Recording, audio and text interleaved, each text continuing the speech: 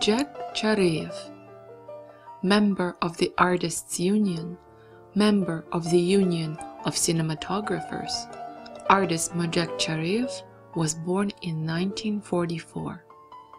In 1973, he graduated from the Gerasimov Institute of Cinematography in Moscow.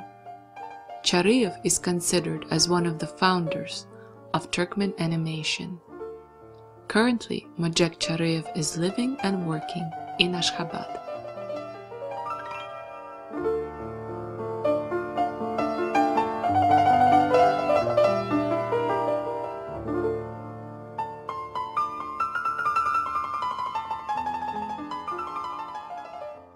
Мы проходили, можно посмотреть работы, потом ему свои показываешь, ему нравится. Вот так и сходимся, если у нас работа не нравится, уже как не интересует. Он, правда, Дурды никого не обижал, извините, он кушает, сидит или рисует, приглашен всегда, заходи, чай налить. Вот такой был. Потом я чувствовал, мои работы ему нравились. И я, когда приходишь, смотришь, вот он начал работу. Некоторые художники не показывают, вот они начали, вот рождается произведение, потом оно заканчивается. Это же очень интересно. Вот из ничего рождается что-то, понимаете? Вот так и познакомились. Он хотел меня рисовать, я все комплексовал, думаю, кто я такой, там есть великие люди. И сейчас особо раньше меня никто и не рисовал, думаю, наверное, так, чтобы не обидеться. Тянули, я остался без портрета. Очень жалею. И жалею за него. Он говорил, вот если вы спросите, вот что он такое, вот запомнил в беседах с ним. Он говорил, единственное, очень я жалею, о чем? Я, говорит, ехал с Москвы, в рулон у меня работы были, я в КП раскидал, говорит, и вот так у меня работы, которые в институте делал, этюды там были, целый рулон забыл, говорит, в поезде.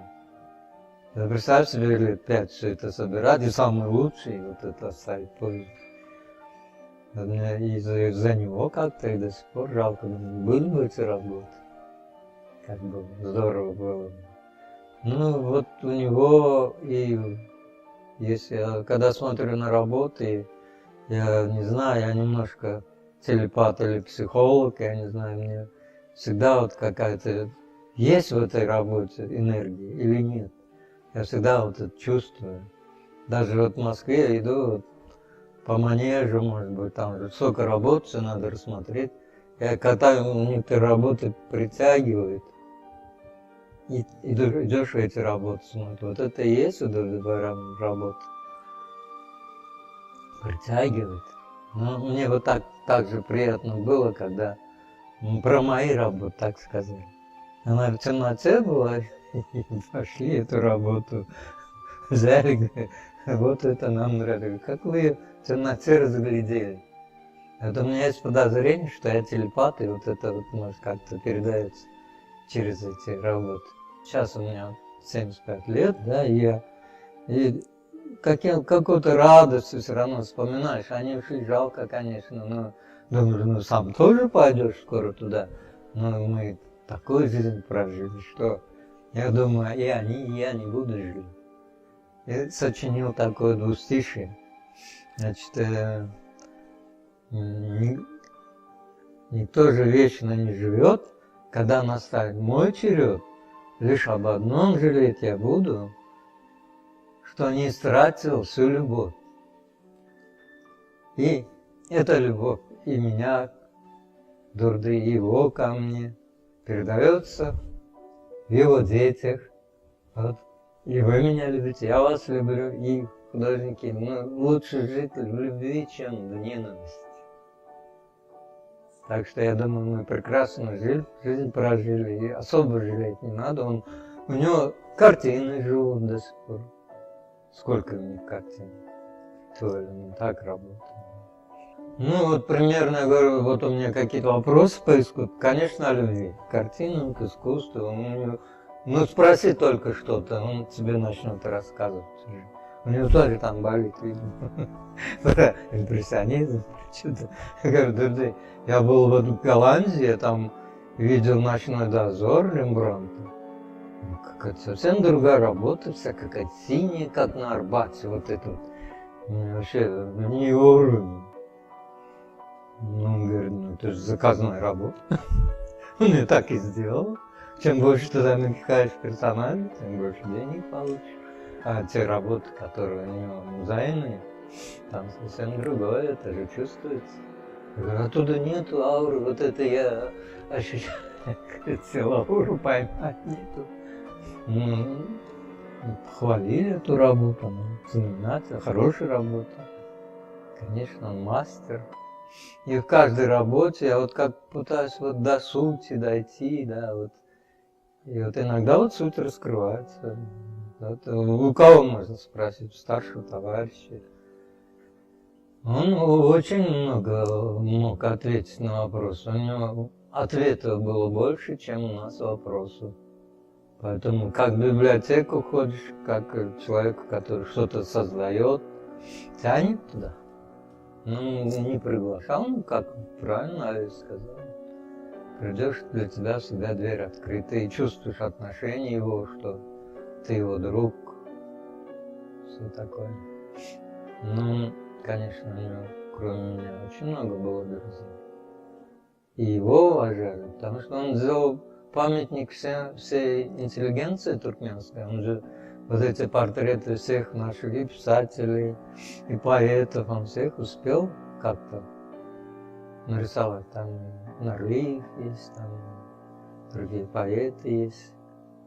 Но это было поколение, еще мы продолжатели тех еще великих художников и артистов, которые как бы в Туркмении существовали, начиная с Алтыкарлиева и дальше там. Я вот недавно Нуры Байрама прочитал его книги, тоже вот он об этих людях написал, о художниках, о писателях, очерки. Вот, например, Базар Аман был писатель, оказывается, он родился в такой бедной семье. Отец у него умер, а мать еще молодая была, а 2 детей было. И эту мать продали, ему дедушка был, какие-то долги его заставили. Продали куда-то, и он вот с 5-6 лет и мать свою не видит. Я думаю, я там без родителей как-то мучился. Вообще трагедия целая. Вот эти люди, они наши, как бы. Мы их продолжатели. Так что надо об этом говорить, об этом рассказывать. Пусть наши внуки знают, кто их предки. Ну, выставки у нее все время были, работы на Московской Третьяковке есть. Он, конечно, у него свой какой-то был стиль. Он любил натюрморты, в основном у него были, и портреты. Вот он, я так думаю, природа, мир создала природа, красивые цветы, пейзажи. Он вот так же относился к людям. Он, видимо, считал, что люди тоже это создание природы, там не только вот внешняя красота, еще он дает душу, он еще дает ум и дает вдохновение. Как не создание природы человека. Вот он любил портреты, поэтому рисовал. Всегда поражали его портреты, цветы. Я всегда в работе был, я говорю, самое интересное было именно прийти в мастерскую, посмотреть, как он это оживает, все это. Например, я рисую вот портрет, вот ничего нет, и вдруг тут что-то появляется. Вот это есть люди, когда вот рисуешь, например, на Арбате сидишь, портрет рисуешь. Вот сидишь, они пройдут мимо. Если начнешь рисовать, их прям притягивает, толпа собирается. Вот это интерес, видимо. Самое интересное было смотреть, как вот он создает натюрморт, ставит. Небольшие работы у меня были, я ему на юбилей подарил. И вот, когда были в академии, я ему карикатурку нарисовал. Вот. Ну, так это бережно все сохраняется. Мне это приятно, потому что действительно, говорят, он тебя очень уважал, любил, он так бережет вот эту твою картинку. Когда не может быть. Опять комплекс неполноценности. Ну, я вот говорю, сам себе памятник он поставил. Я думаю, Пушкин сказал, я сам себе, я памятник воздвиг, себе нерукотворный, к нему не зарастет народная тропа. Так же, и, можно сказать, Дурдыбайрамов, но я еще пока не верю, что я так могу сказать. Но светлой памяти его мы вспоминаем, любим, скучаем по его произведениям, по нему. Но вот есть дети, которые остались, стараемся дружить. Музею пожелаю процветания, чтобы вы как бы маленький подвиг тоже совершили, вот сделали там музей построили, и она не только вот Дурдыбайрамова поднимает, она и нашу Туркмению поднимает, туркменский народ. Я считаю, что он очень талантливый народ туркменский. Дать ему надо развиться. Тут такие чудеса будут. Я уверен в этом. Очень много талантов. Потому что я считаю, вот как бы корень вот Туркмении есть, он очень талантливый. В корне. И вот это вот надо как бы растить, поощрять таланты, и тогда все бурно взорвется прям. И вот если человеку вот это дать толчок, творческий вкус они поимеют, они могут и даже, пусть он каменщиком будет, у него ряд равнее будет, чем у другого, который просто от 9 до 6. Вот идея такая, вот эту идею давайте в музей двигайте. Там пусть Канада вырастет тоже, нам не жалко. Мне очень хочется, чтобы они собрались, выставляли свои работы, потом доброкачественные работы, чтобы эти работы можно было отправить там в другие страны, чтобы там сказать, что в Туркмении, значит, есть вот такие художники.